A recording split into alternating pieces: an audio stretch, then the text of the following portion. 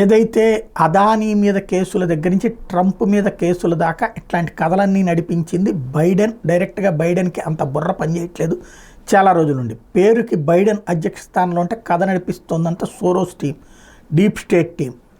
వాళ్ళ తరపున పనిచేసి పెట్టినటువంటి టీమే ఇదంతా నడిపింది. అందులో కీలకమైనటువంటి అమెరికా అటార్నీ తాజాగా రాజీనామా చేస్తున్నాడు. అదానీ గ్రూప్ సంస్థల అధినేత గౌతమ్ అదానీ మీద కేసు నమోదు వెనుకున్న అమెరికా అటార్నీ బ్రియాన్ పేస్ జనవరి 10న తన పదవికి రాజీనామా చేయబోతున్నాడు. అమెరికా అటార్నీ కార్యాలయం తాజాగా ఈ మేరకు ఒక ప్రకటన విడుదల చేసింది. న్యూయార్క్లోని ఈస్టర్న్ డిస్ట్రిక్ట్కి ఆయన అటార్నీగా వ్యవహరిస్తున్నాడు.